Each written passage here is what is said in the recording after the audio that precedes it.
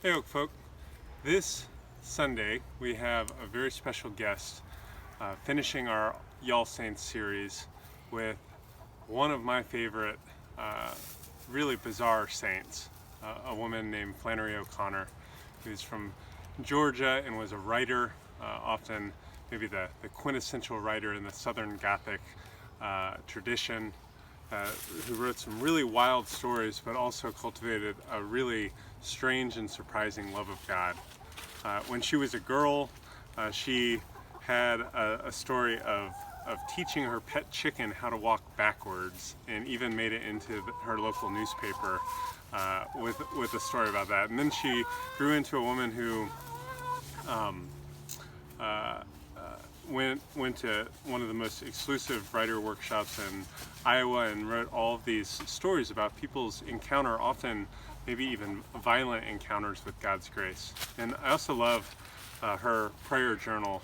It has some brilliant prayers to God. I'll read a little bit of this one. This is so good. She says, and this is on September 25th. These are her real prayers written on composition notebooks.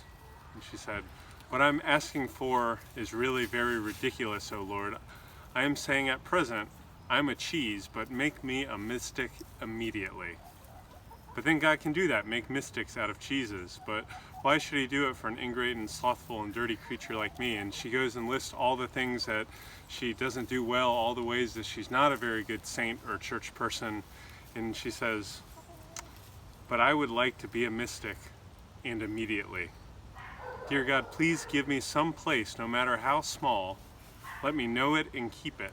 If I am to wash the second step of the church every day, let me know it and let me wash it, and let my heart overflow with love washing it. God loves us and God needs us, and my soul too.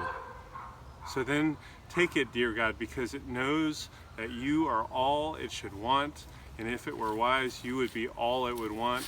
In the times it thinks wise, you are all that it does want, and it wants more and more to want you.